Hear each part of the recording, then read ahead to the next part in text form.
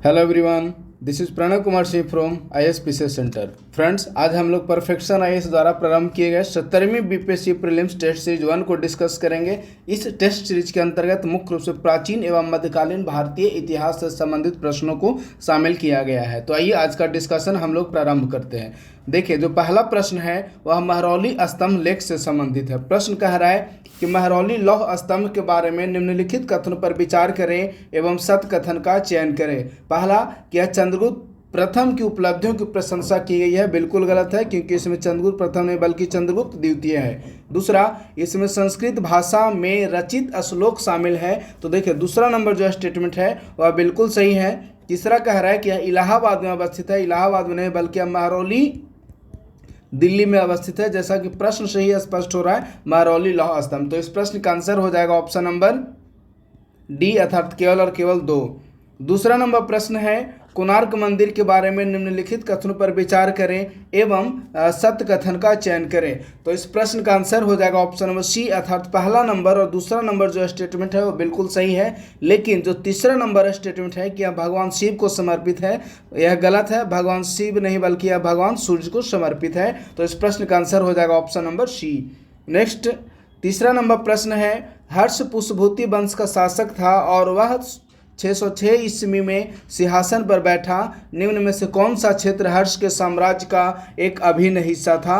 तो इस प्रश्न का आंसर हो जाएगा ऑप्शन नंबर सी, अर्थात वर्तमान उत्तर प्रदेश, दक्षिणी बिहार और उड़ीसा, ये जो क्षेत्र थे वो हर्ष के साम्राज्य में शामिल थे। तो इस प्रश्न का आंसर हो जाएगा ऑप्शन नंबर सी। नेक्स्ट, चौथा नंबर प्रश्न है, निम्नलिखित में से किस विद्वान ने द बिल्सा तोप्स 1854 नामक पुस्तक लिखा?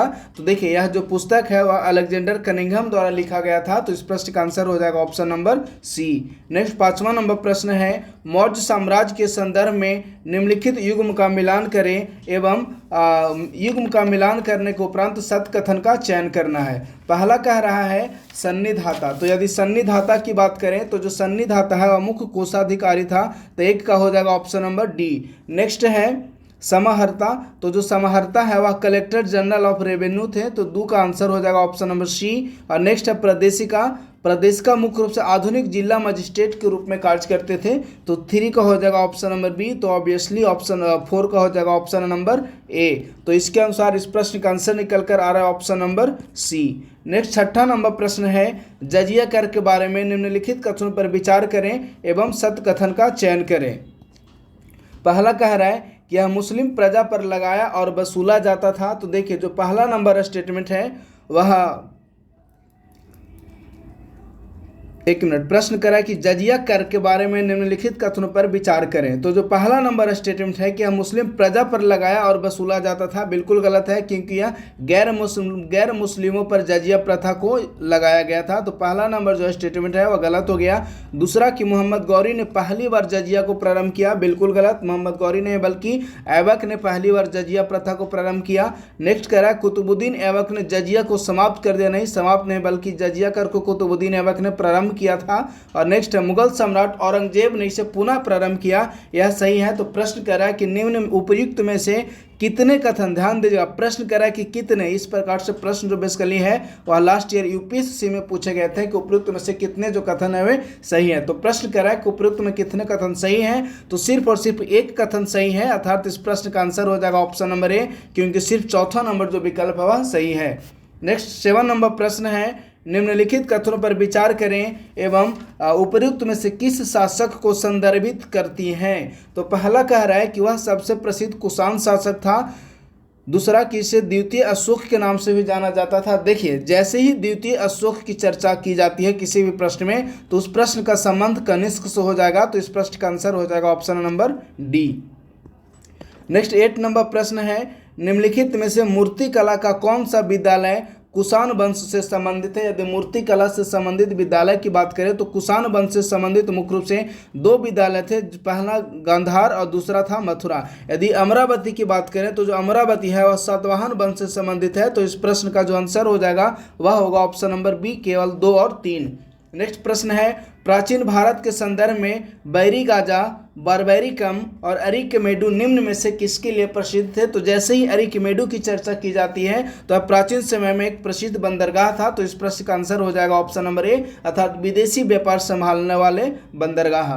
नेक्स्ट 10 नंबर प्रश्न है, वह एकमात्र सुल्तान कौन था जिसने राजशाही से इस्तीफा दे दिया और 3 दशकों तक दिल्ली से दूर शांति से रहा? देखिए, यदि इस प्रश्न की बात करते हैं तो इस प्रश्न का आंसर हो जाएगा ऑप्शन नंबर बी, अर्थात आलम शाह। यदि आलम शाह की बात करें तो जो आलम शाह था वो 1445 ईस्वी में आलम शाह गद्दी पर बैठा, लेकिन कुछ ही समय के उपरांत जो आलम शाह था वह राजगद्दी को छोड़कर बदायूं की तरफ मूव कर गया। और यदि बदायूं की बात करते हैं तो वर्तमान समय में यूपी में है, लेकिन प्रश्न करा है कि 3 दशकों तक दिल्ली से दूर शांति से रहा, तो इस प्रश्न का आंसर हो जाएगा ऑप्शन नंबर बी, अर्थात आलम शाह।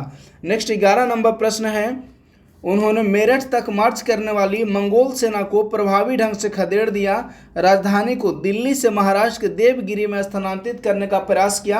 अब देखिए, जैसे ही प्रश्न में पूछ लेता है कि राजधानी को दिल्ली से देवगिरी या दौलताबाद स्थानांतरित किया, तो यह जो नेक कार्य थे वे तुगलक वंश के शासक मोहम्मद बिन तुगलक द्वारा किया गया था, तो इस प्रश्न का आंसर हो जाएगा option number B.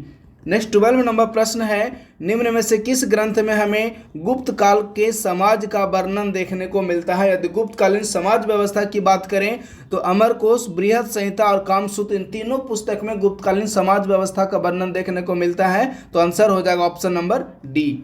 Next 13 number प्रश्न है, निम्न में से कौन सा शिलालेख कलिंग को नंद साम्राज्य का हिस्सा बताता है? देखिए, यदि कलिंग को नंद साम्राज्य का हिस्सा की बात करते हैं तो यह जो है वह हाथी गुम्फा अभिलेख से संबंधित है। और यदि हाथी गुम्फा अभिलेख से संबंधित शासक की बात करें तो देखिए, जो हाथी गुम्फा अभिलेख से संबंधित शासक हैं उनका नाम है खारवेल, तो इस प्रश्न का आंसर हो जाएगा option number C. Next 14 number प्रश्न है, अशोक के साम्राज्य के निम्नलिखित प्रांतों एवं राजधानियों का मिलान करना है। यदि अशोक के साम्राज्य के प्रांत एवं राजधानी की बात करते हैं तो पहला नंबर विकल्प है पाटलिपुत्र, तो जो पाटलिपुत्र था वह बिहार की राजधानी थी, तो 1 का हो जाएगा ऑप्शन नंबर सी। नेक्स्ट है सुवर्णगिरी, सुवर्णगिरी दक्षिण भारत यानी कि कर्नाटक के रूप में हम लोग इसे कह सकते हैं, तो 2 का हो जाएगा ऑप्शन नंबर डी। नेक्स्ट है उज्जैन, तो उज्जैन जो बेसिकली है मध्य प्रदेश में वर्तमान समय में स्थित है, तो इसी कारण उज्जैन मध्य प्रदेश की राजधानी थी, तो 3 का हो जाएगा ऑप्शन नंबर बी। तो ऑब्वियसली तोसली हो जाएगा उड़ीसा का, तो 4 का हो जाएगा ऑप्शन नंबर ए। तो इसके आधार पर इस प्रश्न का जो आंसर हो जाएगा option number C. Next 15 number प्रश्न है, निम्नलिखित युग्म का मिलान करें तथा ऊपर में दिए गए कोड का उपयोग करके सही उत्तर का चयन करना है। देखिए, यदि बुलंद दरवाजा की बात करते हैं तो जो बुलंद दरवाजा फतेहपुर सीकरी में है इसका निर्माण अकबर द्वारा करवाया गया था, तो ए का हो जाएगा ऑप्शन नंबर बी। नेक्स्ट है अलाई दरवाजा दिल्ली, ध्यान दीजिएगा, जो अलाई दरवाजा दिल्ली में है उसका निर्माण मुख्य रूप से अलाउद्दीन खिलजी द्वारा करवाया गया था, तो 2 का हो जाएगा ऑप्शन नंबर ए। अब इसके आधार पर हम लोग विकल्प को सेलेक्ट करते हैं, 1 का बी और 2 का ए, तो हमारा आंसर निकल कर आ रहा है option number B. Next 16 number प्रश्न है, निम्नलिखित कथनों पर विचार करें एवं उपरोक्त में दिए गए कौन से कथन सही है। देखिए, पहला हम लोग बात करते हैं मेघदूत की रचयिता कालिदास थे, बिल्कुल सही है। नेक्स्ट मुद्रा राक्षस के रचयिता विशाखदत्त, बिल्कुल सही। मृच्छकटिकम के लेखक शूद्रक, बिल्कुल सही। हरिसेन समुद्रगुप्त का दरबारी कवि था, यह भी सही है, तो इस प्रश्न का आंसर हो जाएगा ऑप्शन नंबर डी, अर्थात उपरोक्त सभी। नेक्स्ट 17 नंबर प्रश्न है, बहमनी साम्राज्य के बारे में निम्नलिखित कथनों पर विचार करें एवं उपरोक्त में से सत्य कथन का चयन करें। देखिए, यदि बहमनी साम्राज्य की बात करते हैं तो इसकी स्थापना मोहम्मद शाह प्रथम द्वारा नहीं बल्कि इसकी स्थापना अलाउद्दीन हसन द्वारा किया गया था, तो पहला नंबर जो विकल्प है वह गलत हो गया। अब हम लोग प्रश्न करा कि कौन सा कथन सही है, तो देखिए, जब पहला नंबर विकल्प गलत हो गया तो ऑब्वियसली इस प्रश्न का आंसर हो जाएगा ऑप्शन नंबर बी, अर्थात 2, 3 और 4। नेक्स्ट 18 नंबर प्रश्न है जो कि गुप्त काल से संबंधित है, बहुत ही आसान प्रश्न है। प्रश्न कह रहा है कि गुप्त काल के संदर्भ में ग्रामिक, कुटुम्बन और महत्तर निम्न में से किससे संबंधित थे? तो ये जो तीनों पदाधिकारी थे वे ग्रामीण भूधारक यानी कि कह सकते हैं ग्रामीण एक जमींदार थे जो कि ग्रामीण समाज में महत्वपूर्ण स्थान रखते थे, तो इस प्रश्न का आंसर हो जाएगा option number B. Next 19 number प्रश्न है, किस काल के दौरान भारतीय उपमहाद्वीप में लौह प्रौद्योगिकी में महत्वपूर्ण प्रगति देखी गई? तो यह जो प्रगति है मुख्य रूप से वैदिक काल में देखने को मिला, तो इस प्रश्न का आंसर हो जाएगा ऑप्शन नंबर ए। नेक्स्ट 20 नंबर प्रश्न है, आजीवक के बारे में निम्नलिखित कथनों पर प्रश्न कह रहे हैं कि आजीवकों के बारे में निम्नलिखित कथनों पर विचार करें एवं उपरोक्त में से सत्य कथन का चयन करें। पहला नंबर विकल्प कह रहा है कि मखली गोसाल आजीवकों में सबसे महान थे, बिल्कुल सही। दूसरा, मखली गोसाल और महावीर समकालीन थे, यह भी सही है। नेक्स्ट है, श्रावस्ती आजीवक संप्रदाय का मुख्यालय था, यह भी सही है। तो इस प्रश्न का आंसर हो जाएगा ऑप्शन नंबर डी अर्थात उपरोक्त सभी। नेक्स्ट 21 नंबर प्रश्न है, बौद्ध धर्म के संदर्भ में निम्नलिखित में से कौन सा युग्म सही सुमेलित है। ध्यान दीजिएगा, यदि बौद्ध धर्म की हम लोग बात करते हैं तो देखिए इस प्रश्न का आंसर हो जाएगा ऑप्शन नंबर सी अर्थात केवल और केवल पहला नंबर और जो चौथा नंबर विकल्प है वो सही है। क्योंकि यदि हम लोग अवलोकितेश्वर की बात करते हैं तो जो अवलोकितेश्वर है वे मुख्य रूप से पद्म पानी से संबंधित हैं। तो अवलोकितेश्वर का जो संबंध मुख्य रूप से पद्म पानी से है। और यदि इसी प्रकार हम लोग मैत्रेय का बात करते हैं तो जो मैत्रेय हैं इन्हें भविष्य का बुद्ध कहा गया है। मैत्रेय को भविष्य का बुद्ध यानी कि बोला गया है बौद्ध ग्रंथों में कि जो नेक्स्ट बौद्ध धर्म में नेक्स्ट जो अवतार होगा उन्हें मैत्रेय के नाम से जाना जाएगा। तो जो दूसरा और तीसरा नंबर विकल्प है वह गलत हो गया। तो इस कारण इस प्रश्न का आंसर हो जाएगा ऑप्शन नंबर सी अर्थात केवल 1 और 4। नेक्स्ट 22 नंबर प्रश्न है फिरोज शाह तुगलक के संबंध में। प्रश्न कह रहा है कि फिरोज शाह तुगलक के बारे में निम्नलिखित कथनों पर विचार करें एवं सत्य कथन का चयन करें। पहला, इन्होंने आनुवंशिकता के सिद्धांत को सेना में लागू किया, बिल्कुल सही। दूसरा, इसके शासनकाल में जजिया एक अलग कर बन गया, यह भी सही है। नेक्स्ट है, इन्होंने आगरा शहर की स्थापना की। देखिए आगरा शहर की स्थापना फिरोज शाह तुगलक नहीं बल्कि आगरा शहर की जो स्थापना है वह सिकंदर लोदी द्वारा किया गया था। तो जो तीसरा नंबर विकल्प है वह गलत हो गया। तो ऑब्वियसली प्रश्न कह रहा है कि कौन सा कथन सही है। तो जब तीसरा नंबर विकल्प गलत हो गया तो इस प्रश्न का आंसर हो जाएगा ऑप्शन नंबर ए अर्थात केवल 1, 2 और 4। नेक्स्ट 23 नंबर प्रश्न की तरफ मूव करते हैं। देखिए जो 23 नंबर प्रश्न है वह कह रहा है कि अजंता में चट्टानों को काटकर जो बौद्ध गुफाएं बनाई गई हैं वे बौद्ध धर्म के किस स्कूल या किस शाखा से संबंधित हैं। तो जो अजंता में बौद्ध गुफाएं बनाई गई हैं वे हीनयान और महायान दोनों शाखा से संबंधित है। तो इस प्रश्न का आंसर हो जाएगा ऑप्शन नंबर डी अर्थात हीन ऑप्शन विकल्प 1 एवं विकल्प 2। नेक्स्ट 24 नंबर प्रश्न है भारत में जैन धर्म के पतन का निम्नलिखित में से कौन सा प्रमुख कारण था। ध्यान दीजिएगा, प्रश्न कर रहा है कि जैन धर्म के पतन का। तो देखिए इस प्रश्न का जो आंसर हो जाएगा वह होगा ऑप्शन नंबर सी अर्थात 1, 3 और 4। क्योंकि दूसरा नंबर यदि विकल्प की बात करते हैं तो जैनियों में महायान एवं हीनयान के रूप में विभाजन हो गया। दूसरा नंबर विकल्प पूरी तरह से गलत है क्योंकि महायान एवं हीनयान है वह मुख्य रूप से बौद्ध धर्म की शाखा है। तो इस कारण दूसरा नंबर विकल्प जब गलत हो गया तो ऑब्वियसली इस प्रश्न का आंसर हो जाएगा ऑप्शन नंबर सी 1, 3 और 4। नेक्स्ट 25 नंबर प्रश्न है प्राचीन भारतीय इतिहास के संदर्भ में महासंघिक, स्थिरवादी और सर्वअस्तिवादी शब्द निम्न में से किससे संदर्भित हैं। तो देखिए ये जो तीनों शब्द हैं वह बौद्ध धर्म के संप्रदाय हैं। तो इस प्रश्न का आंसर हो जाएगा ऑप्शन नंबर सी अर्थात तो बौद्ध संप्रदाय। नेक्स्ट 26 नंबर प्रश्न है चंद्रगुप्त मौर्य के संदर्भ में निम्नलिखित कथनों पर विचार करें एवं सत्य कथन का चयन करें। दूसरा नंबर विकल्प हम लोग बात करते हैं तो देखिए यह बौद्ध धर्म का अनुयायी था, जबकि जो चंद्रगुप्त मौर्य था वह बौद्ध धर्म नहीं बल्कि वह जैन धर्म का अनुयायी था। तो जब दूसरा नंबर विकल्प हम लोग गलत कर दे रहे हैं तो अब विकल्प देखते हैं। जब दूसरा नंबर विकल्प गलत हो गया इसका मतलब है ऑप्शन नंबर बी और ऑप्शन नंबर सी दोनों गलत होगा और ऑप्शन नंबर डी भी गलत होगा। तो ऑब्वियसली इस प्रश्न का आंसर होगा ऑप्शन नंबर ए अर्थात 1, 3 और 4। नेक्स्ट 27 नंबर प्रश्न है निम्नलिखित कथनों पर विचार करें एवं सत्य कथन का चयन करें। पहला कह रहा है कि सुश्रुत प्रणाली शून्य का आविष्कार रामानुजम ने किया था। पहला नंबर ही स्टेटमेंट है जो गलत हो गया क्योंकि शून्य का आविष्कार रामानुजम नहीं बल्कि आर्यभट्ट द्वारा माना जाता है। तो पहला नंबर जो विकल्प है वह गलत हो गया। दूसरा कह रहा है कि सुश्रुत को भारतीय चिकित्सा का जनक कहा जाता है। देखिए सुश्रुत नहीं बल्कि भारतीय चिकित्सा का जो जनक है वह चरक को माना जाता है। तो दूसरा नंबर भी विकल्प है वह गलत हो गया। अब नेक्स्ट है कि चरक कनिष्क के काल में हुए थे। तीसरा नंबर जो विकल्प है वह बिल्कुल सही है। तो इस प्रश्न का ऑब्वियसली आंसर हो जाएगा ऑप्शन नंबर डी अर्थात केवल और केवल 3।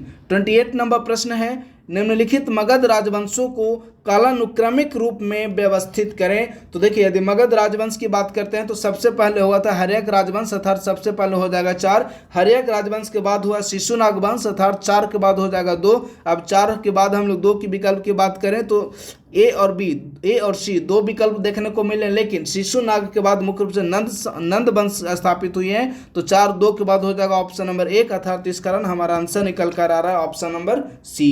नेक्स्ट 29 नंबर प्रश्न है, निम्नलिखित लेखकों पर विचार करें एवं उपरोक्त में से कौन से लेखक आयुर्वेद विद्यालय से संबंधित हैं। तो देखिए उपरोक्त में जो चारों लेखक हैं वो आयुर्वेद विद्यालय से संबंधित हैं, तो इस प्रश्न का आंसर हो जाएगा option number D. Next 30 number प्रश्न है, गुप्त साम्राज्य के अवशेषों में विकसित हुए राज्यों में कनौज के मौखरी भी थे।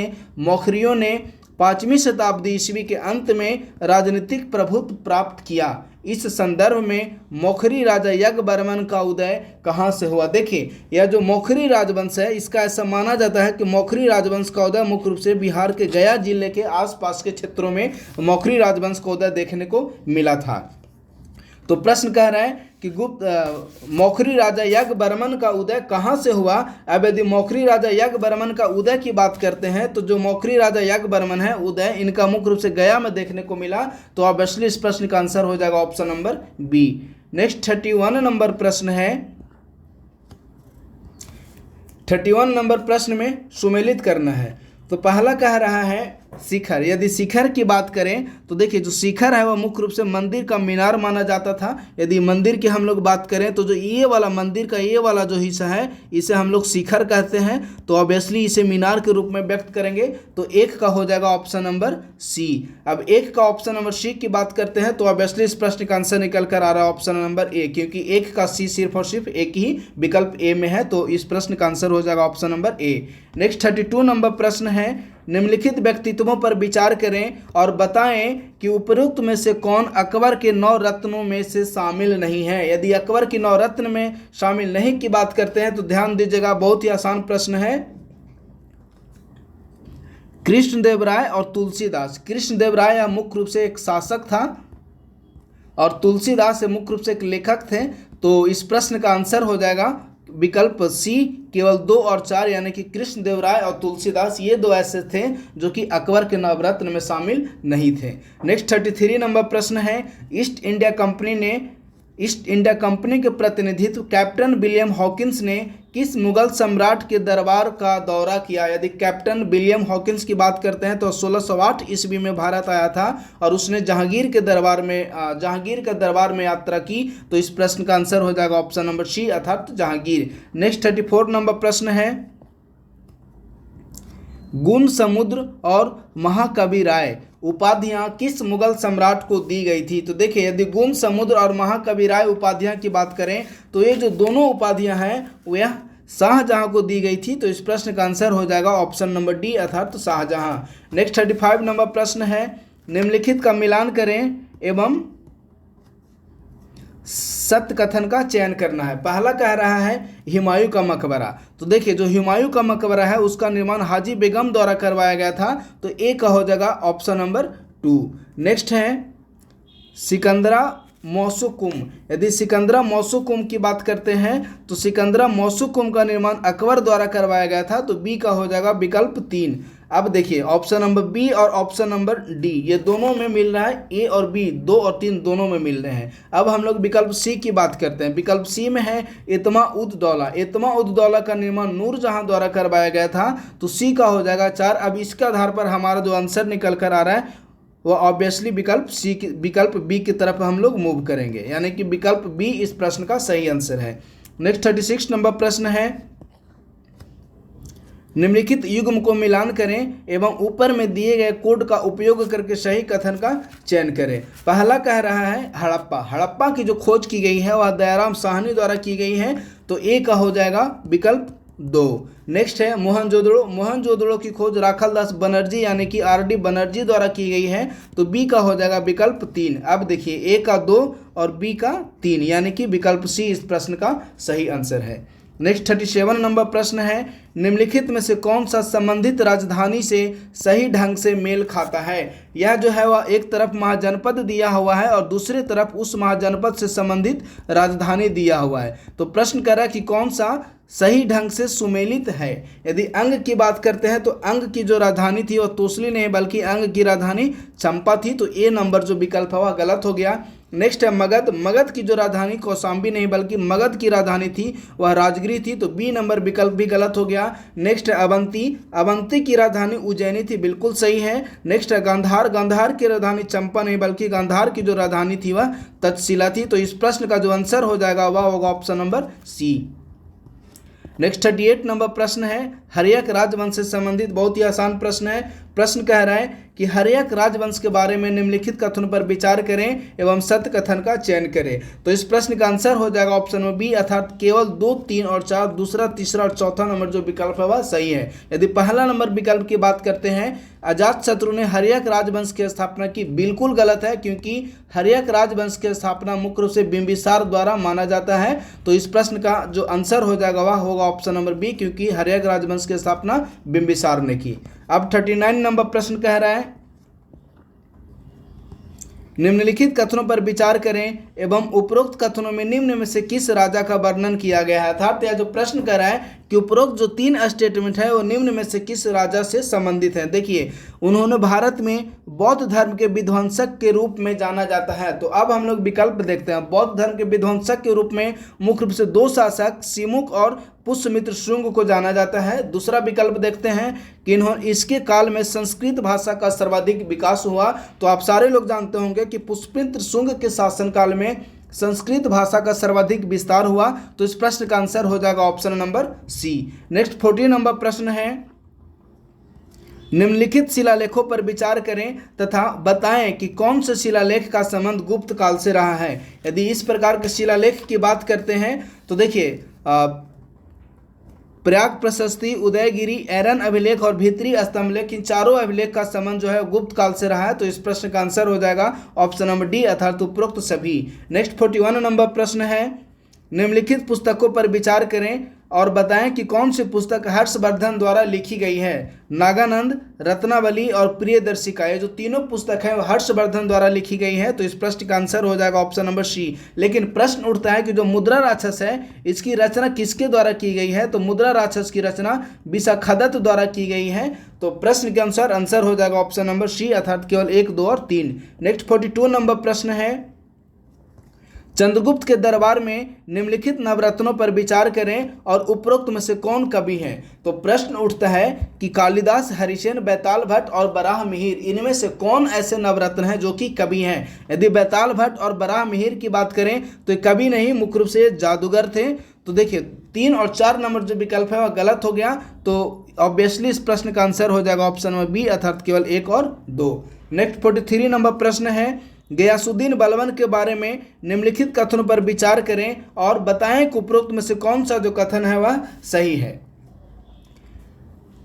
देखिए, प्रश्न कह रहा है कि बताएं कि उपरोक्त में कितने कथन हैं वो सही है। 1, 2 और 3 उपरोक्त में से कितने कथन, केवल 1 कथन सही है, केवल 2 कथन सही है या तीनों ही कथन सही है। तो पहला नंबर विकल्प की बात करते हैं तो बलबन ने सुल्तान बनने के बाद दल चालीसा को समाप्त कर दिया, बिल्कुल सही है। दूसरा, इसने लौह एवं रक्त की नीति को समाप्त कर दिया। बलबन ने लौह एवं रक्त की नीति को समाप्त नहीं बल्कि बलबन ने लौह एवं रक्त की नीति को प्रारंभ किया था। जो दूसरा नंबर विकल्प है गलत हो गया। तीसरा कह रहा है कि इसने पाइबोस यानी कि राजा के पैर चूमने की नामक प्रथा को प्रारंभ किया, बिल्कुल किया। तो देखिए, प्रश्न करा कि कितने कथन सही हैं, तो सिर्फ 2 कथन सही हैं, विकल्प 1 एवं विकल्प 3। तो इसके अनुसार इस प्रश्न का आंसर हो जाएगा ऑप्शन नंबर बी, अर्थात केवल और केवल 2 कथन सही हैं। नेक्स्ट 44 नंबर प्रश्न है, निम्नलिखित कथन का मिलान करें और बताएं कि कोड का चयन करके कौन से कथन सही दिया हुआ है। यदि ज़कात की हम लोग बात करते हैं तो जो ज़कात है वह मुस्लिमों पर लगाया जाने वाला एक प्रकार का धार्मिक कर था, अर्थात ए का हो जाएगा ऑप्शन नंबर 3। यदि ए का विकल्प 3 देखते हैं तो सिर्फ और सिर्फ सी ऑप्शन में ए का 3 में दिया हुआ है, अर्थात इस प्रश्न का आंसर हो जाएगा option number C. Next 45 number प्रश्न है जो कि कृष्णदेवराय से संबंधित है। प्रश्न कह रहा है कृष्णदेवराय के लिए निम्नलिखित कथनों पर विचार करें एवं सत्य कथन का चयन करें। वह सालुव वंश का महान शासक था, बिल्कुल गलत। सालुव वंश नहीं बल्कि जो कृष्णदेवराय था वह तुलुव वंश का महान शासक था। तो पहला नंबर जो विकल्प है वह गलत हो गया। अब देखिए पहला नंबर यदि विकल्प हम लोग गलत कर देते हैं तो option number A, option number C एवं ऑप्शन नंबर डी ये तीनों गलत हो गया, अर्थात ऑप्शन नंबर बी इस प्रश्न का सही आंसर हो जाएगा। इस प्रकार से आप विकल्पों का चयन करके बनाएंगे तो बहुत कम समय में आप प्रश्नों को सॉल्व कर सकते हैं। नेक्स्ट 46 नंबर प्रश्न है जूनागढ़ अभिलेख के संबंध में। प्रश्न कह रहा है जूनागढ़ शिलालेख के बारे में निम्नलिखित कथनों पर विचार करें और बताएं कि उपरोक्त में से कौन सा जो कथन है वह सही है। तो इस प्रश्न का आंसर हो जाएगा, देखिए यदि जूनागढ़ की बात करते हैं तो प्रश्न का आंसर हो जाएगा ऑप्शन नंबर बी, अर्थात केवल पहला नंबर और जो तीसरा नंबर विकल्प है वह सही है। अब दूसरा नंबर विकल्प की हम लोग बात करते हैं गिरनार अभिलेख। यदि गिरनार अभिलेख की खोज अलेक्जेंडर कनिंघम ने नहीं बल्कि गिरनार अभिलेख की जो खोज किया गया है वह जेम्स टोंड द्वारा गिरनार अभिलेख की खोज की गई है, तो दूसरा नंबर जो विकल्प है वह गलत हो गया। तो ऑब्वियसली इस प्रश्न का आंसर ऑप्शन नंबर बी, अर्थात केवल 1 और 3। नेक्स्ट 47 नंबर प्रश्न है गुप्त वंश के संबंध में। प्रश्न आसान है, गुप्त वंश में निम्नलिखित में से किस राजवंश ने कश्मीर पर शासन किया। देखिए यदि गुप्त युग की बात करते हैं कि गुप्त युग में किस राजवंश ने कश्मीर पर शासन किया, तो जो तीनों राजवंश हैं वे कश्मीर पर शासन किए थे, अर्थात ऑप्शन नंबर डी इस प्रश्न का सही आंसर हो जाएगा। नेक्स्ट 48 नंबर प्रश्न है महमूद गजनी के भारत पर लगातार आक्रमण का क्या कारण था। बहुत ही आसान प्रश्न है। मुख्य रूप से विदेशी आक्रमण जितने भी भारत में हुए हैं उन सभी आक्रमण का एकमात्र उद्देश्य था भारत की संपत्ति लूटना। कब तक? 1526 ईस्वी के पूर्व तक जितने भी आक्रमण हुए हैं उन सभी आक्रमण का एकमात्र उद्देश्य था भारत की संपत्ति लूटना। लेकिन जैसे ही 1526 ईस्वी में बाबर का भारत पर विजय होता है उसके साम्राज्य उसके उपरांत भारत में मुगल सत्ता स्थापित होती है। तो इसके उपरांत भारत में का जो लक्ष्य था वह संपत्ति लूटना नहीं बल्कि शासन स्थापित करना था। तो प्रश्न के अनुसार आंसर हो जाएगा ऑप्शन नंबर सी।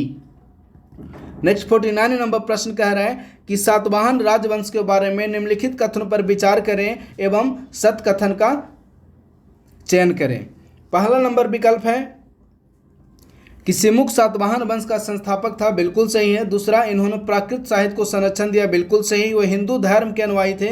देखिए यदि सिमुक की बात करते हैं तो हिंदू धर्म के अनुयायी थे, बिल्कुल सही। तो इस प्रश्न का आंसर हो जाएगा ऑप्शन नंबर डी, अर्थात 1, 2 और 3 तीनों जो कथन है वे सही है। नेक्स्ट 15 नंबर प्रश्न है बौद्ध धर्म के संदर्भ में निम्न में से विषम का चयन करें। यदि निम्न में से विषम की बात करते हैं तो सूत पिटक, विनय पिटक और अभिधम पिटक, ये जो तीनों हैं वह बुद्ध के जन्म के उपरांत लिखे गए हैं। ध्यान दीजिएगा, बुद्ध के जन्म के उपरांत ये जो तीनों हैं तीनों ग्रंथ लिखे गए थे। लेकिन ये जो जातक है इसमें बुद्ध के पूर्व जन्म की कहानियों का वर्णन किया गया है। तो इसके अनुसार विकल्प के अनुसार हमारा आंसर निकल कर आ रहा है ऑप्शन नंबर ए। नेक्स्ट 51 नंबर प्रश्न है निम्नलिखित में कौन सा बहमनी राज्यों का सही कालानुक्रमिक सुमेलित है। देखिए इसके अनुसार हमारा आंसर निकल कर आ रहा है ऑप्शन नंबर बी, अर्थात सबसे पहले हुआ अलाउद्दीन बहमन शाह, उसके बाद फिरोज शाह, उसके बाद हुआ अहमद शाह और लास्ट हुआ मोहम्मद शाह। तो प्रश्न का आंसर हो जाएगा option number B. Next 52 number प्रश्न है मोहनजोदड़ो में पाई गई पशुपति मुहर किससे घिरी हुई है। देखिए यदि पशुपति मुहर की बात करते हैं तो वह भैंसा और हाथी से घिरी हुई है। तो इस प्रश्न का आंसर हो जाएगा ऑप्शन नंबर बी, अर्थात भैंसा और हाथी केवल 2 और 4। नेक्स्ट 53 नंबर प्रश्न की तरफ मूव करते हैं। देखिए जो 53 नंबर प्रश्न है वह कह रहा है कि सारनाथ स्तंभ में निम्नलिखित में से कौन सा जानवर आत्मज्ञान की प्राप्ति को दर्शाता है। यदि सारनाथ स्तंभ में आत्मज्ञान की प्राप्ति की बात करते हैं तो शेर व्यक्त करता है। तो ऑब्वियसली इस प्रश्न का आंसर हो जाएगा ऑप्शन नंबर सी, अर्थात तो शेर। नेक्स्ट 54 नंबर प्रश्न है जो कि कह रहा है कि निम्नलिखित कथनों पर विचार करें एवं सत्य कथन का चयन करें। पहला नंबर स्टेटमेंट है कि सत्यमेव जयते शब्द उपनिषद मुंडकोपनिषद से लिया गया है, बिल्कुल सही है। दूसरा, यह अशोक के सिंह स्तंभ के आधार पर खरोष्ठी लिपि नहीं बल्कि यह जो है वह देवनागरी लिपि में लिखा गया है। तो जो दूसरा नंबर विकल्प गलत हो गया। तो इस प्रश्न का आंसर हो जाएगा ऑप्शन नंबर ए, अर्थात केवल और केवल 1। नेक्स्ट 55 नंबर प्रश्न है। प्रश्न कह रहा है कि मैं एक जलवाहक हूँ, यहाँ तक कि ठंड में भी मैं हमेशा सजा या उच्च वर्ग की महिलाओं के क्रोधित शब्दों से डरकर पानी में उतरता हूँ। तो आप ब्राह्मण से किस बात से डरते हैं जो आपको पानी में उतरने के लिए मजबूर करता है, आपको अंग कड़कड़ाती ठंड से कांपते हैं? ब्राह्मणों ने उत्तर दिया कि मैं बुराई को रोकने के लिए अच्छा कर रहा हूँ, और यह जो कथन है वे थेरी गाथा से लिए गए हैं। तो इस प्रश्न का आंसर हो जाएगा ऑप्शन नंबर ए अर्थात थेरी गाथा।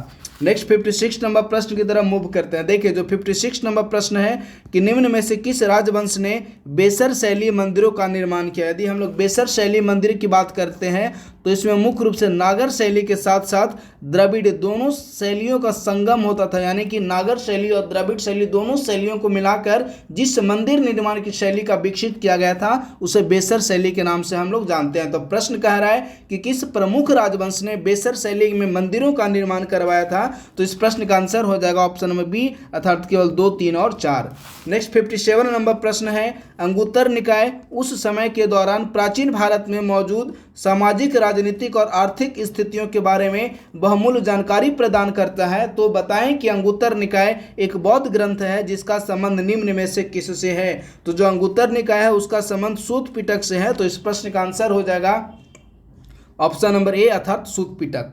नेक्स्ट 58 नंबर प्रश्न है मुगल सम्राट अकबर के संबंध में निम्नलिखित कथनों पर विचार करें और बताएं कि उपरोक्त में से कितने कथन हैं वे सत्य हैं। देखिए यदि इस प्रश्न में हम लोग बात करते हैं तो प्रश्न का आंसर हो जाएगा ऑप्शन नंबर ए अर्थात उपरोक्त जो 3 स्टेटमेंट दिए हुए हैं उसमें से सिर्फ और सिर्फ एक कथन सत्य है जो कि स्टेटमेंट पहला है, क्योंकि मंदिरों जो प्रमुख विशेषता थी वो लाल बलुआ पत्थर का उस समय उपयोग किया गया था। तो इस प्रश्न का आंसर हो जाएगा ऑप्शन नंबर ए। नेक्स्ट 59 नंबर प्रश्न है बौद्ध धर्म के विभिन्न विद्यालयों के संदर्भ में निम्नलिखित कथनों पर विचार करें और बताएं कि कौन सा जो कथन है वे सही है। यदि 59 नंबर प्रश्न की बात करते हैं तो बहुत आसान प्रश्न था, इसका आंसर हो जाएगा ऑप्शन नंबर सी। अब देखिए महायान का मानना था कि यह सुनिश्चित करना बोधिसत्व का कर्तव्य था कि दूसरों को मोक्ष मिले, बिल्कुल सही। और दूसरा नंबर जो विकल्प है रहस्यवाद के माध्यम से मोक्ष प्राप्त किया जा सकता है, ऐसा ब्रजयान का मानना था। तो ऑब्वियसली इस प्रश्न का आंसर हो जाएगा option number C.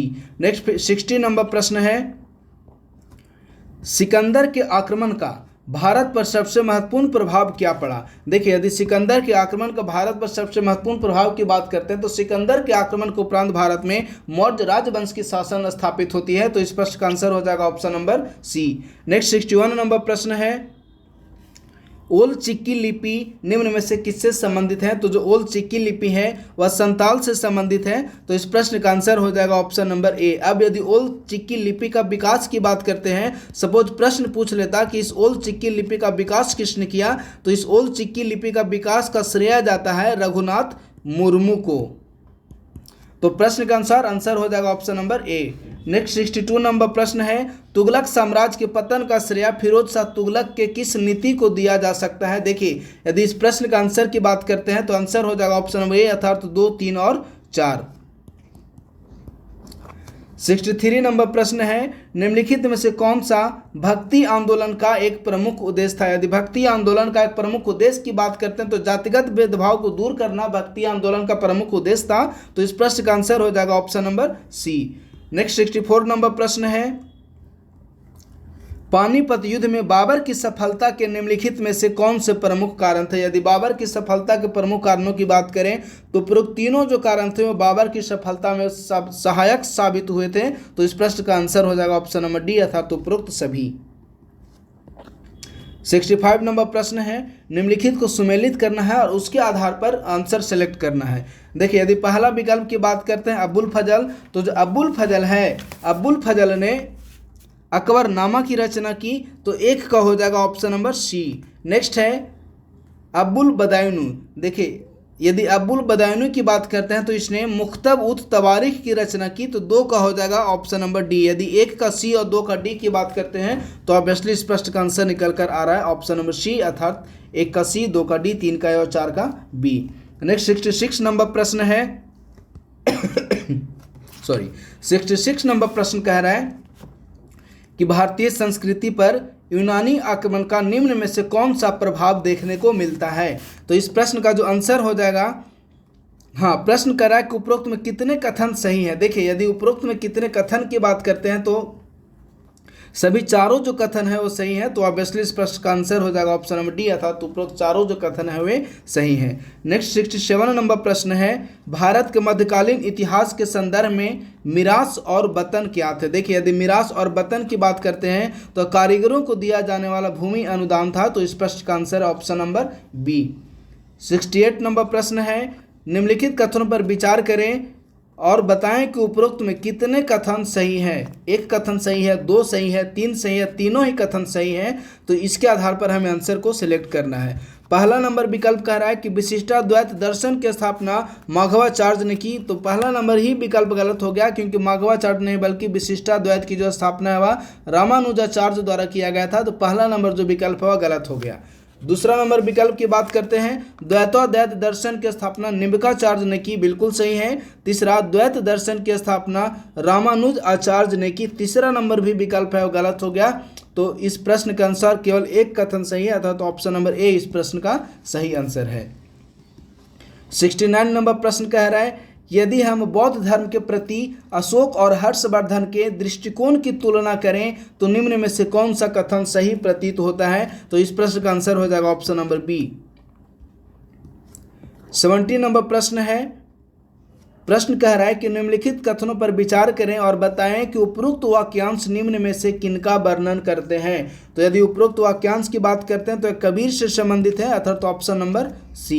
Next 71 number प्रश्न है, प्राचीन भारतीय इतिहास के संदर्भ में सामंत शब्द निम्न में से किसको संदर्भित करते हैं। तो जो सामंत शब्द हैं वे मुख्य रूप से जादुई शक्तियों का दावा करने वाले व्यक्ति को संदर्भित करते हैं, तो इस प्रश्न का आंसर है ऑप्शन नंबर ए। 72 नंबर प्रश्न, नालंदा विश्वविद्यालय और विक्रमशिला विश्वविद्यालय के संबंध में दिया हुआ है। प्रश्न कह रहा है कि नालंदा विश्वविद्यालय और विक्रमशिला विश्वविद्यालय के संदर्भ में निम्नलिखित में से कौन सा कथन सही है। यदि निम्न में से कथनों की बात करते हैं तो ऑप्शन नंबर सी इस प्रश्न का सही आंसर है। नेक्स्ट 73 नंबर प्रश्न है, प्राचीन इतिहास के संदर्भ में पाटीबेडका शब्द का प्रयोग निम्न में से किसके लिए किया जाता था। तो जो पाटीबेडका शब्द है वह रिपोर्टर के लिए यह शब्द प्रयोग किया जाता था, अर्थात ऑप्शन नंबर बी। 74 नंबर प्रश्न है, मौर्य काल के दौरान बिहार में प्राचीन राजधानियों का क्या महत्व था। देखिए, यदि मौर्य काल के दौरान बिहार में प्राचीन राजधानी की बात करते हैं, पहला नंबर विकल्प बिल्कुल सही। दूसरा, वे अपनी धार्मिक विविधता और समन्वयवाद के लिए प्रसिद्ध थे, तो जो दूसरा नंबर विकल्प है वह भी सही है। नेक्स्ट है, इन्होंने बौद्ध धर्म और तंत्रवाद के प्रसार में महत्वपूर्ण भूमिका निभाई। देखिए, यह जो प्राचीन राजधानियां थी उसमें मुख्य रूप से व्यापार के विकास को बढ़ावा दिया गया था, तो तीसरा नंबर विकल्प गलत हो गया, तो इस प्रश्न का आंसर होगा ऑप्शन नंबर बी, अर्थात 1 और 2। 75 नंबर प्रश्न है, निम्नलिखित का मिलान करें। एक तरफ सिंधु घाटी स्थल दिया हुआ है और दूसरी तरफ उनके पुरातात्विक खोज से संबंधित है। तो पहला है हड़प्पा। हड़प्पा में मुख्य रूप से देवी माँ की मिट्टी की आकृतियां प्राप्त हुई हैं, अर्थात ए का हो जाएगा विकल्प 3। यदि ए का विकल्प 3 की बात करते हैं तो सिर्फ और सिर्फ विकल्प ए में दिया हुआ है, अर्थात ऑप्शन नंबर ए इस प्रश्न का सही आंसर है। नेक्स्ट 76 नंबर प्रश्न है, निम्नलिखित कथनों पर विचार करें और बताएं कि उपरोक्त में से कौन सा जो कथन है वह सही है। देखिए, यदि इस उपरोक्त विकल्प के आधार पर हम लोग आंसर को सिलेक्ट करें तो ऑब्वियसली इस प्रश्न का आंसर हो जाएगा ऑप्शन नंबर डी, क्योंकि जो चारों जो विकल्प दिए हुए हैं वे सही है। 77 नंबर प्रश्न कह रहा है, कॉलम 1 को कॉलम 2 से मैच करना है। एक तरफ शासक दिए हुए हैं, दूसरे तरफ उन शासक से संबंधित राजवंश को दिया हुआ है। तो देखिए, यदि सिमुक राजवंश की बात करते हैं तो जो सिमुक है वो सातवाहन राजवंश से संबंधित है, तो ए का हो जाएगा ऑप्शन नंबर बी। यदि ए का बी की बात करते हैं तो विकल्प बी एवं विकल्प सी में मिल रहा है। दूसरा है नंदी बर्मन मुख्य रूप से पल्लव राजवंश से संबंधित है, अर्थात तो 2 का हो जाएगा सी। अब देखिए, 2 का सी और विकल्प बी और विकल्प सी दोनों में देखने को मिल रहा है। नेक्स्ट है अमोघ वर्ष। तो जो अमोघ वर्ष है मुख्य रूप से राष्ट्रकूट वंश से संबंधित है, तो 3 का हो जाएगा विकल्प ए, अर्थात इसका आधार पर हमारा आंसर निकल कर आ रहा है option number B. Next 78 number प्रश्न है, रजिया सुल्तान के संबंध में। प्रश्न कह रहा है कि रजिया सुल्तान के बारे में निम्नलिखित कथनों पर विचार करें और बताएं कि उपरोक्त में से कौन सा कथन सही है। तो देखिए, यदि उपरोक्त विकल्प के आधार पर आंसर को सिलेक्ट करें तो विकल्प ऑप्शन नंबर ए, अर्थात पहला, दूसरा और तीसरा तीनों जो विकल्प हैं वे सही हैं, तो इस प्रश्न का आंसर हो जाएगा ऑप्शन नंबर ए। नेक्स्ट 79 नंबर प्रश्न है, मध्यकाल के भक्ति आंदोलन के संबंध में नलईर दिव्य प्रबंधम निम्न में से किसे संदर्भित करता है? तो जो नलईर दिव्य प्रबंधम है वह मुख्य रूप से 12 अलवरों को संदर्भित करता है। तो इस प्रश्न का आंसर हो जाएगा option number C. Next 80 number प्रश्न है, अशोक के द्वितीय शिलालेख में उसके साम्राज्य की दक्षिणी सीमा का उल्लेख निम्न में से किस रूप में किया गया है? तो देखिए, अशोक के द्वितीय शिलालेख में मुख्य रूप से दक्षिण के 4 राज्यों की चर्चा की गई है। अब आपको इसी के आधार पर आंसर को सिलेक्ट करना है। यदि दक्षिण के 4 राज्यों की बात करते हैं तो उन चार राज्यों में चोल, पांड, सत्यपुत्र और जो नेक्स्ट चौथा है वह केरल पुत्र की चर्चा की गई है। तो अब इसके आधार पर हम लोग ऑप्शन ए की तरफ मूव करेंगे, अर्थात ऑप्शन नंबर ए इस प्रश्न का सही आंसर है। नेक्स्ट 81 नंबर प्रश्न है, निम्नलिखित कथनों पर विचार करें और बताएं कि उपरोक्त में से कौन सा जो कथन है वह सही है।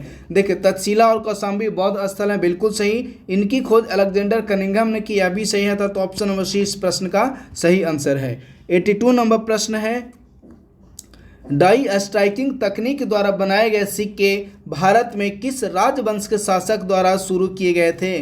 तो इस प्रकार के जो सिक्के हैं वह भारत में मुख्य रूप से इंडो बैक्टीरियाई शासक द्वारा प्रारंभ किए गए थे, अर्थात ऑप्शन नंबर डी इस प्रश्न का सही आंसर है। नेक्स्ट 83 नंबर प्रश्न है, निम्नलिखित कथनों पर विचार करें और बताएं कि उपरोक्त में से कितने कथन, यानी कि कितने कथन सही है। 3 में से कितने कथन, 1 कथन, 2, 3, कितने कथन है वे सही हैं? तो देखिए, पहला नंबर की बात करते हैं, लोथल शब्द का अर्थ है मृतकों का स्थान, बिल्कुल सही है। दूसरा कह रहा है कि बिहार पूजा के लिए होते थे, दूसरा नंबर ही गलत हो गया। बिहार जो है वह मुख्य रूप से निवास करने के लिए होते थे। अब आप लोग जानेंगे कि इसी बिहार के अपभ्रंश रूप के रूप में हम लोग बिहार को बिहार राज्य के रूप में व्यक्त करते हैं। तो दूसरा नंबर विकल्प गलत हो गया। तो अब सवाल उठता है कि पूजा के लिए किसका प्रयोग किया जाता था? तो बिहार तो निवास के लिए प्रयोग होता था, लेकिन जो पूजा के लिए मुख्य रूप से चैत्यगृह का उपयोग पूजा के लिए किया जाता था। अब तीसरा नंबर विकल्प है, आंध्र प्रदेश में अमरावती स्तूप का निर्माण सातवाहनों ने करवाया, बिल्कुल सही। तो इसके आधार पर हमारा जो आंसर निकल कर आ रहा है ऑप्शन नंबर बी, अर्थात उपरोक्त में से सिर्फ और सिर्फ 2 कथन है वो सही है, पहला और तीसरा।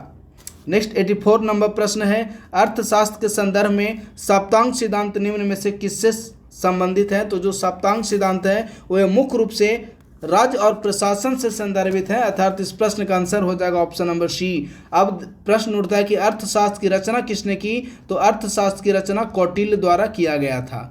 कौटिल्य को ही चाणक्य के रूप में भी जानते हैं। चलिए नेक्स्ट प्रश्न की तरफ मूव करते हैं। तो नेक्स्ट प्रश्न है, निम्नलिखित पर विचार करें एवं उपरोक्त में से कौन से मौर्य साम्राज्य के पतन का कारण नहीं बने हैं? यदि मौर्य साम्राज्य के पतन का कारण नहीं की बात करते हैं तो मौर्य साम्राज्य के पतन का कारण चारों बने हैं। तो इस प्रश्न का आंसर हो जाएगा ऑप्शन नंबर डी, अर्थात कोई नहीं। नेक्स्ट 86 नंबर प्रश्न है, वैदिक काल के संदर्भ में निम्नलिखित का मिलान करें और कोड दिए गए कोड का के अनुसार सत्य कथन का चयन करना है।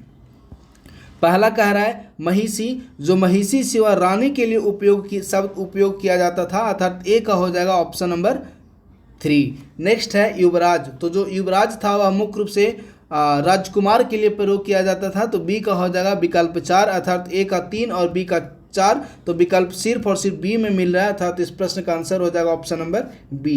नेक्स्ट 87 नंबर प्रश्न है, निम्नलिखित साहित्य पर विचार करें और बताएं कि उपरोक्त में से कौन सा बौद्ध साहित्य 16 महाजनपदों की सूची प्रस्तुत करता है। यदि 16 महाजनपदों की सूची की बात करते हैं तो देखिए विकल्प 1, 2 एवं 3, ये तीनों जो साहित्य हैं बौद्ध धर्म से संबंधित हैं। इनमें 16 महाजनपदों की सूची प्रस्तुत की गई है, अर्थात ऑप्शन नंबर ए इस प्रश्न का सही आंसर हो जाएगा। लेकिन भगवती सूत्र में भी 16 महाजनपद की चर्चा की गई है। तो अब प्रश्न उठता है कि भगवती सूत्र इस प्रश्न का आंसर क्यों नहीं हुआ?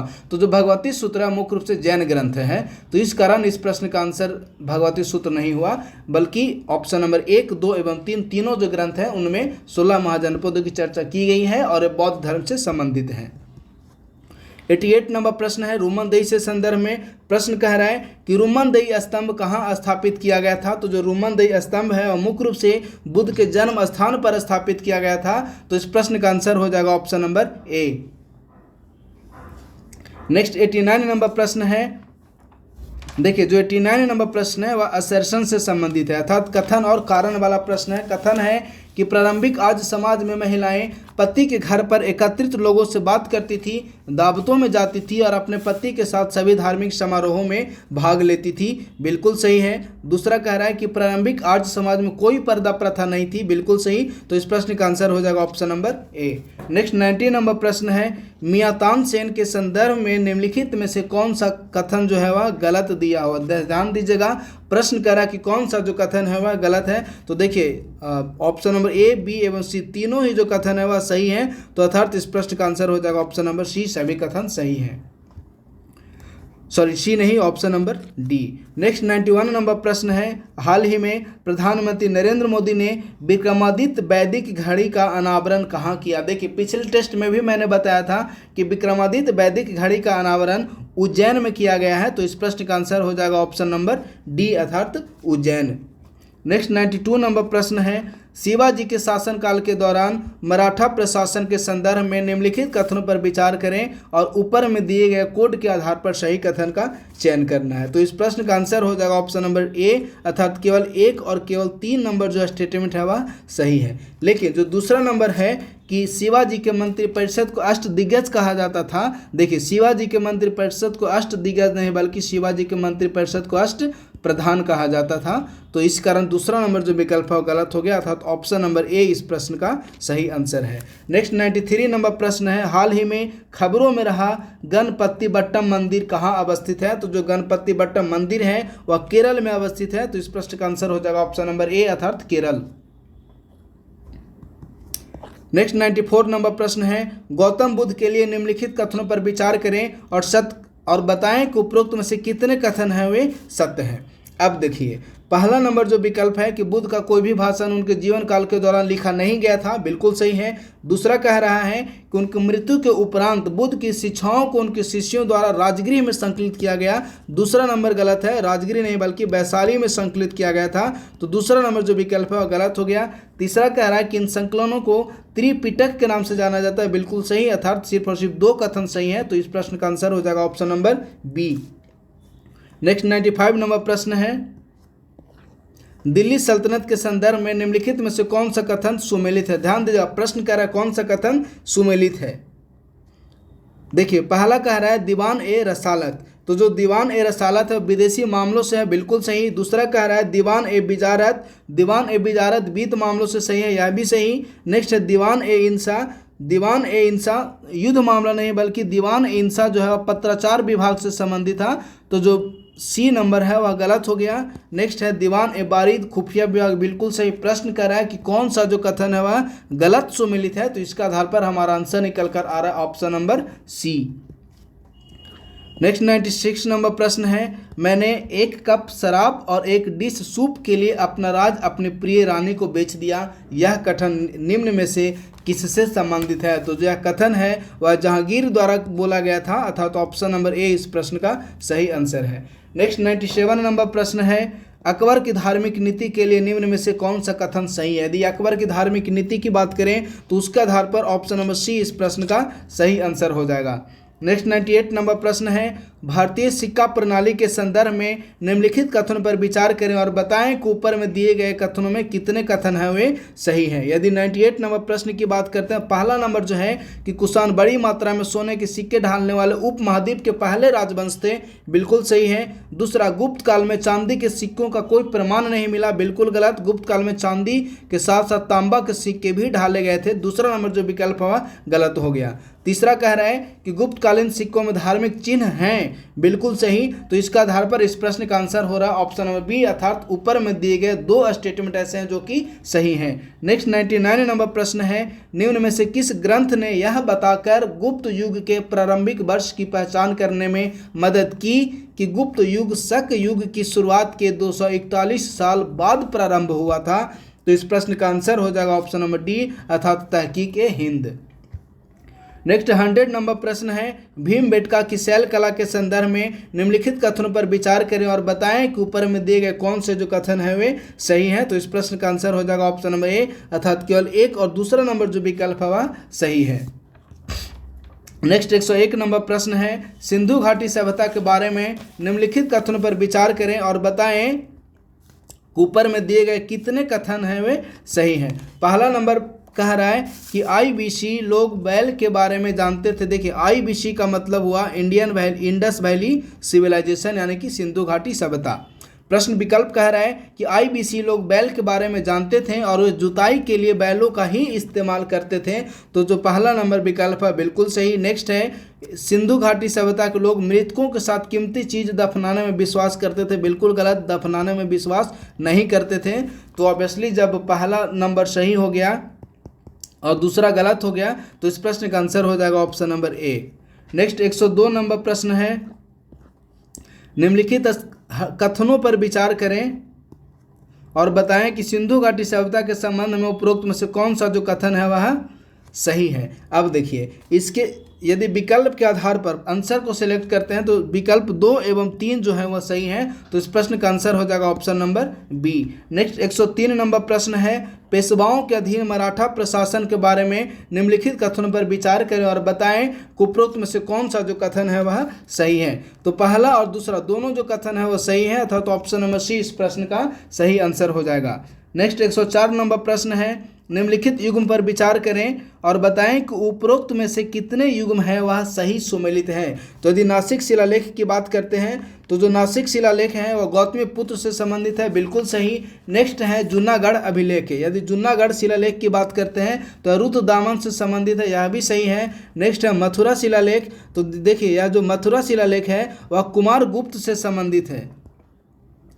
तो जो तीसरा नंबर है वह गलत हो गया। नेक्स्ट है हाथी गुम्फा अभिलेख कुमार गुप्त, तो ध्यान दीजिएगा जो हाथी गुम्फा अभिलेख है वह कलिंग नरेश खारवेल से संबंधित है। इसके आधार पर कौन सा युग्म सही सुमेलित है तो ध्यान दीजिए इस प्रश्न का जो आंसर हो जाएगा वह होगा ऑप्शन नंबर बी अर्थात केवल और केवल 2 युग्म, यानी कि पहला नंबर स्टेटमेंट और दूसरा नंबर जो स्टेटमेंट है वह सही है।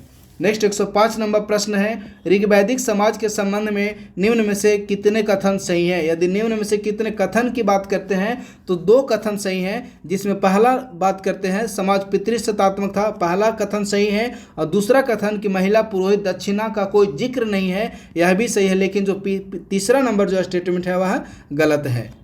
तो इस प्रश्न का आंसर हो जाएगा ऑप्शन नंबर बी।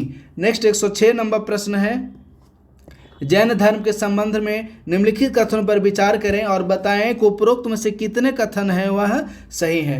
अब इसके आधार पर हमारा जो आंसर निकल कर आ रहा है वह है ऑप्शन नंबर बी अर्थात उपरोक्त में से सिर्फ 2 ही कथन ऐसे हैं जो कि सही है, जिसमें पहला जैन धर्म का मूल दर्शन महावीर के जन्म से पहले से ही मौजूद था, बिल्कुल सही है। दूसरा कह रहा है कि जैन मंदिर को अगियारी और अताश का देह भी कहा जाता था, बिल्कुल गलत, क्योंकि अगियारी और जो अताश का देह है वह मुख्य रूप से पारसी का धर्म स्थल है। तो दूसरा नंबर जो है वह गलत हो गया। तीसरा कि जैन धर्म की सबसे महत्वपूर्ण मान्यता यह है कि संपूर्ण संसार ही चेतन अवस्था में है, तीसरा बिल्कुल सही। तो इसके आधार पर इस प्रश्न का आंसर निकल कर आ रहा है ऑप्शन नंबर बी अर्थात केवल और केवल 2 स्टेटमेंट सही है, पहला नंबर स्टेटमेंट और तीसरा नंबर स्टेटमेंट। नेक्स्ट 107 नंबर प्रश्न है, निम्नलिखित कथनों पर विचार करें और बताएं कि उपरोक्त में से कौन सा जो कथन है वह सही है। पहला फाहियान समुद्रगुप्त के शासनकाल के दौरान भारत आया, बिल्कुल गलत। फाहियान समुद्रगुप्त नहीं बल्कि जो फाहियान था वह चंद्रगुप्त द्वितीय के शासनकाल में भारत आया था, पहला गलत हो गया।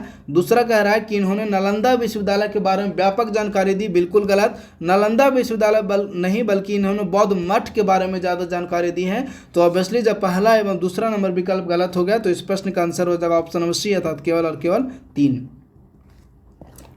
108 नंबर प्रश्न है, महाजनपद के संदर्भ में निम्नलिखित कथनों पर विचार करें और सत्य कथन का चयन करें। देखिए पहला नंबर विकल्प है कि वे एक कुलीन तंत्रीय गणराज्य हैं जो कि प्राचीन भारत में अस्तित्व में थे, तो पहला नंबर जो विकल्प है वह बिल्कुल सही है। दूसरा है कि नियमित कराधान की कोई व्यवस्था नहीं थी, बिल्कुल गलत, नियमित कराधान की व्यवस्था थी। नेक्स्ट है शिकारियों और संग्रहणकर्ताओं को राजा को वन उत्पाद उपलब्ध करानी होती थी, बिल्कुल सही। तो इस प्रश्न का आंसर हो जाएगा ऑप्शन नंबर सी अर्थात केवल 1 और 3 नंबर जो विकल्प है वह सही है।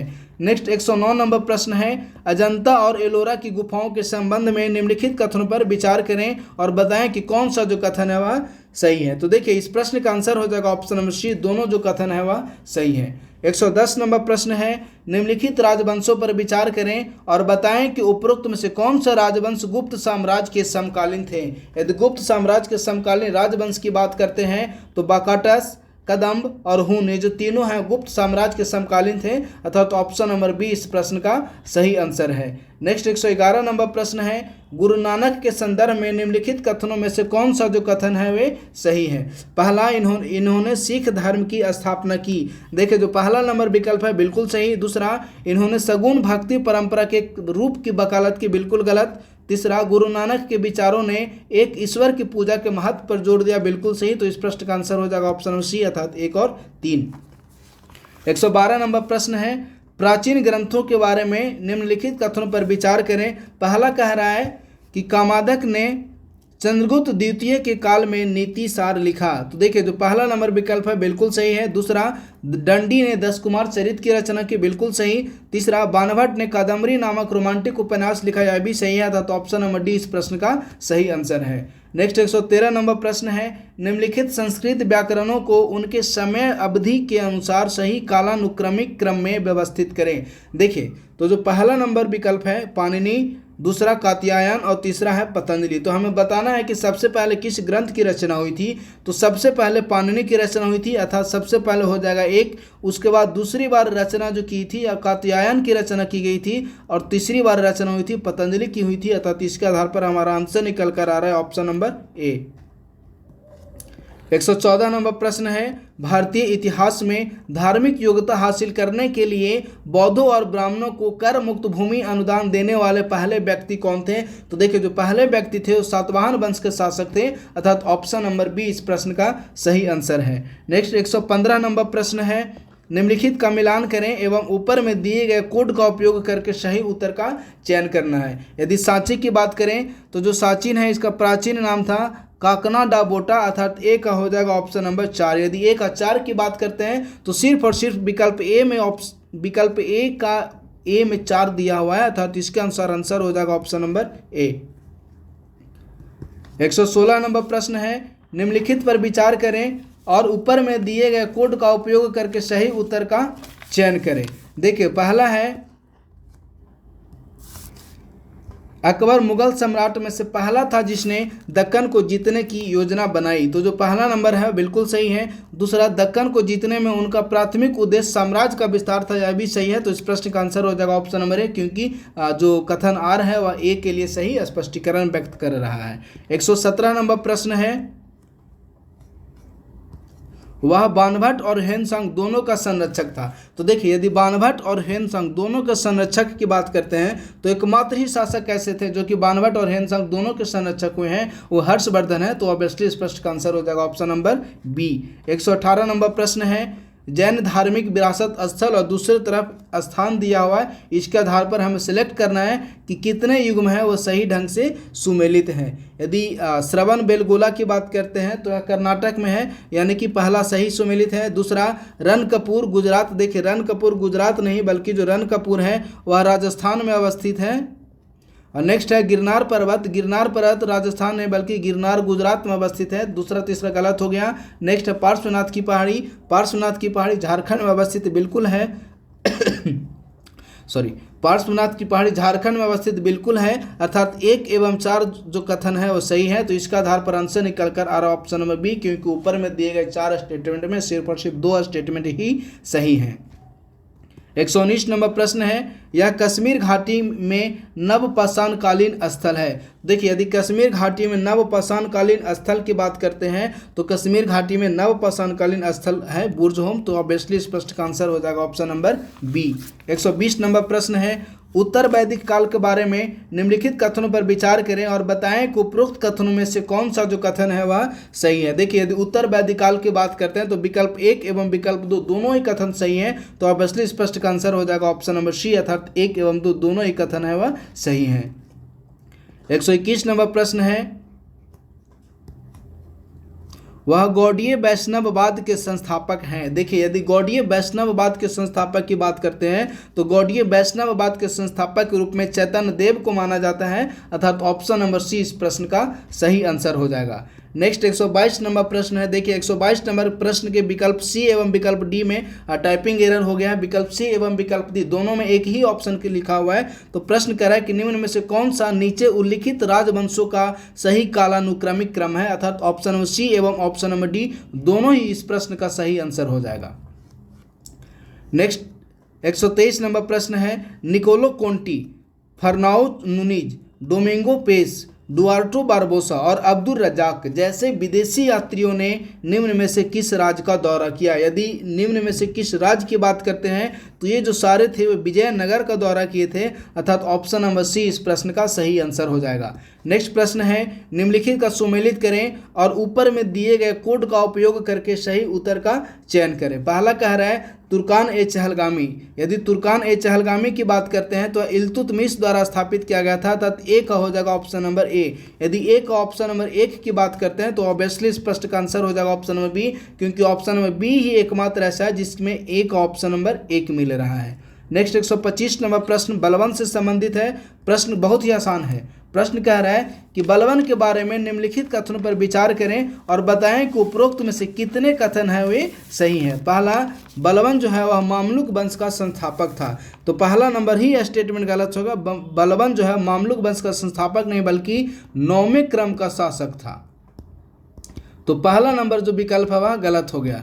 दूसरा कह रहा है इन्होंने विस्तार की बजाय समेकन की नीति अपनाई, तो दूसरा नंबर सही है। तीसरा कह रहा है कि इसने तांबा का सिक्का जीतल चलाया, तीसरा गलत है। तांबा का सिक्का जीतल जो है मुख्य रूप से इल्तुतमिश द्वारा चलाया गया था, तो जो तीसरा नंबर विकल्प है गलत हो गया। नेक्स्ट कि इसने नवयुवकों की शक्ति को नियंत्रण में रखा, यह भी सही है। अर्थात कितने कथन सही हैं तो देखिए 2 एवं 4 ये 2 कथन जो है वे सही हैं, तो अर्थात इसके आधार पर आंसर हो जाएगा ऑप्शन नंबर बी, अर्थात केवल 2 एवं 4 नंबर जो कथन है वे सही है। नेक्स्ट 126 नंबर प्रश्न है। मुगल कांड के इंडो फारसी स्रोतों में किसान को अधिकतर निम्न में से किस शब्द से दर्शाया गया है। तो किसानों के लिए रैयत, मुजेरियन और असामी तीनों शब्द का प्रयोग किया गया है, अर्थात ऑप्शन नंबर डी इस प्रश्न का सही आंसर हो जाएगा।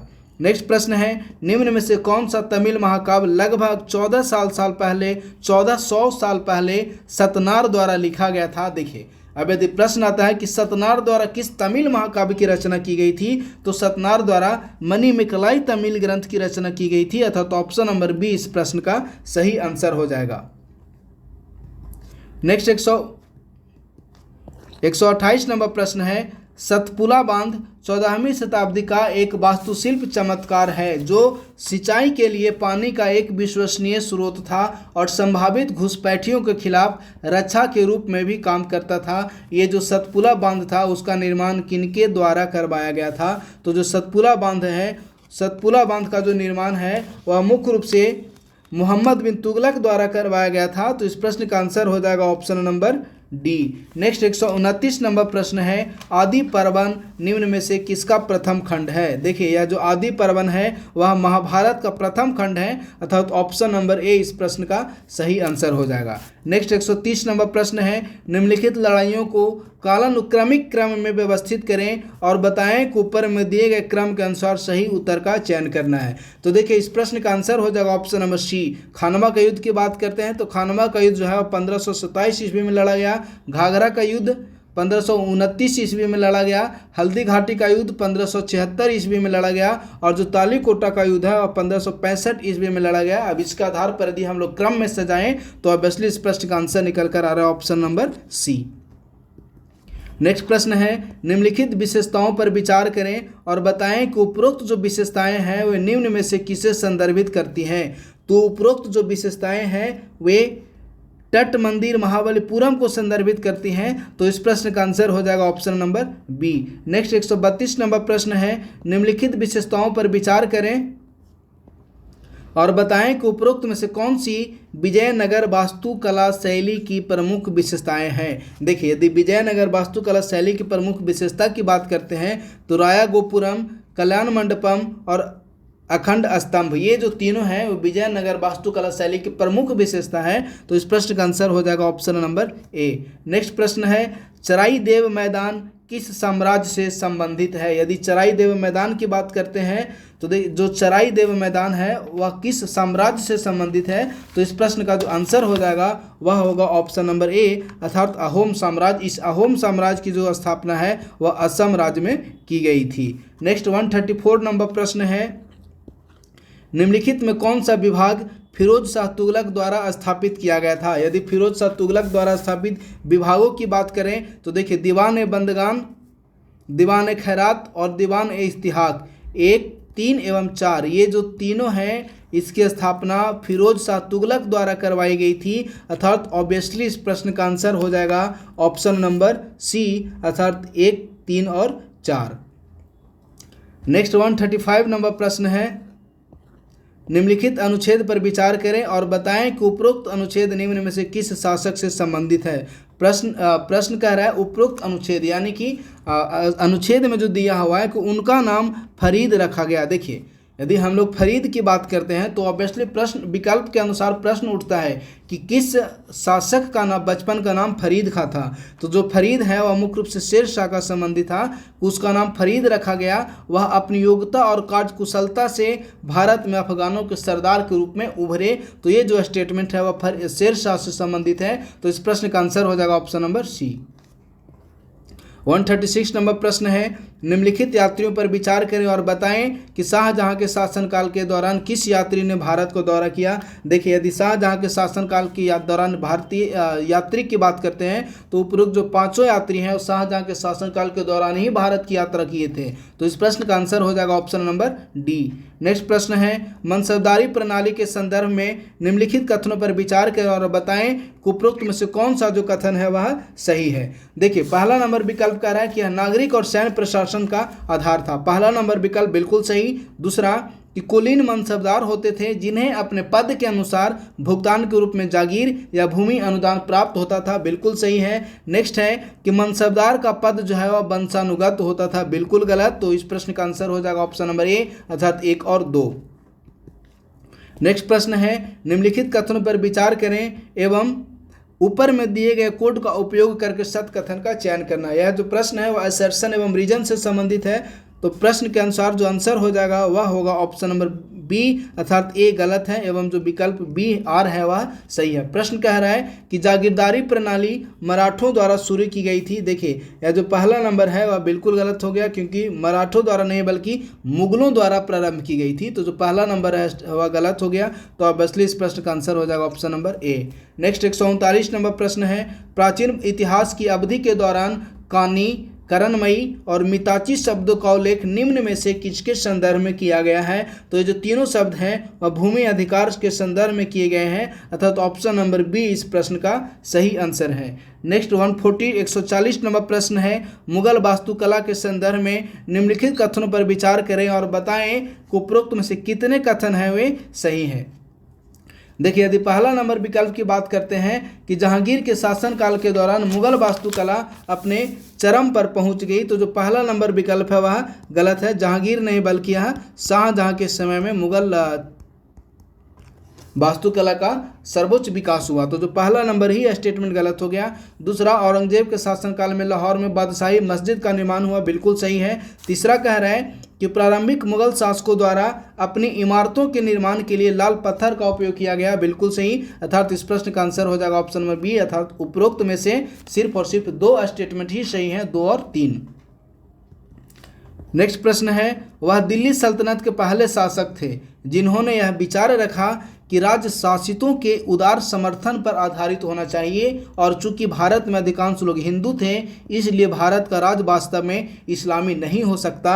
यह जो कथन है वह जलालुद्दीन खिलजी के संदर्भ में है, अर्थात ऑप्शन नंबर बी इस प्रश्न का सही आंसर है। नेक्स्ट 142 नंबर प्रश्न है, मुगल प्रशासन में पटवारी निम्न में से किसको संदर्भित करता था। तो देखिए यह जो पटवारी है वह मुख्य रूप से ग्राम रिकॉर्ड रखने वाला अधिकारी होता था, अर्थात ऑप्शन नंबर डी। 143 नंबर प्रश्न है, चरक संहिता के संदर्भ में निम्नलिखित कथनों पर विचार करें और बताएं कि उपरोक्त में से कितने जो कथन हैं वे सही हैं।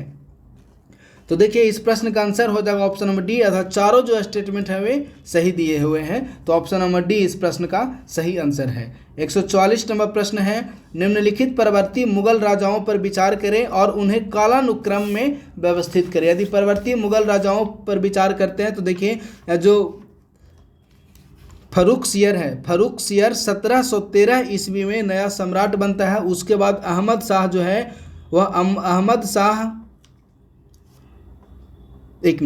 शाह के पहले हम लोग आलमगीर द्वितीय की बात करते हैं। जो आलमगीर द्वितीय है वह 1754 ईस्वी के आसपास शासक बनता है और शाह आलम द्वितीय 1759 ईस्वी के आसपास शासक बनता है। अब इसके आधार पर जो हमारा आंसर निकल कर आ रहा है वह है option number D. Next 145 number है, निम्नलिखित युग्म पर विचार करें और बताएं कि उपरोक्त में से कौन सा युग्म है वह सही सुमेलित है।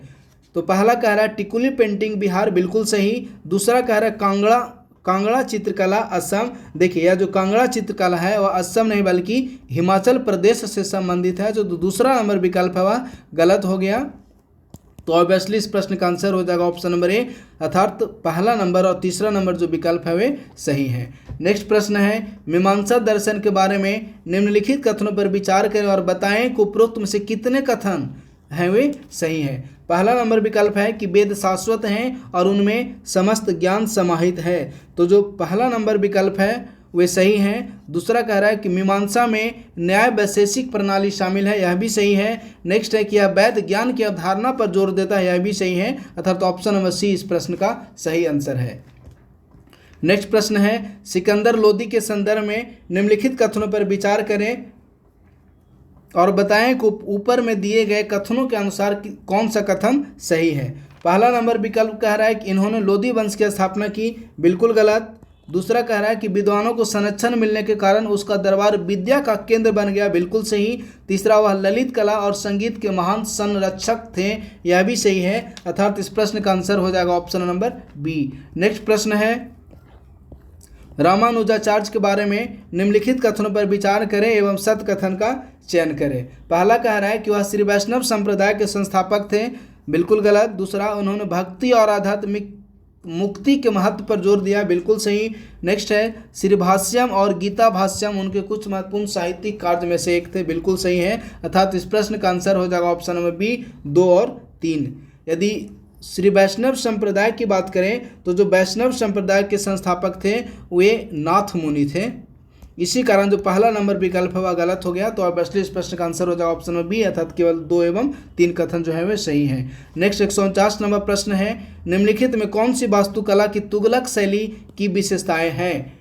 तो देखिए यदि वास्तुकला की तुगलक शैली की विशेषताएं की बात करते हैं तो इस प्रश्न का आंसर हो जाएगा ऑप्शन नंबर सी, अर्थात 1 और 2 दोनों ही जो विशेषताएं हैं वो वास्तुकला की तुगलक शैली की विशेषता है, अर्थात ऑप्शन नंबर सी इस प्रश्न का सही आंसर है। और नेक्स्ट एवं आज का लास्ट प्रश्न है, गुप्त युग में समाज के लिए निम्न में से कौन सा कथन सही है। पहला, महिलाओं की समग्र स्थिति में गिरावट जारी थी पहला कह रहा है कि महिलाओं की समग्र स्थिति में गिरावट जारी थी, बिल्कुल सही। दूसरा, सती प्रथा उस समय प्रचलित थी, यह भी सही है, अर्थात ऑप्शन नंबर सी इस प्रश्न का सही आंसर हो जाएगा। तो इस प्रकार से फ्रेंड्स आज का जो सेशन था वो समाप्त हुआ। बहुत बहुत धन्यवाद।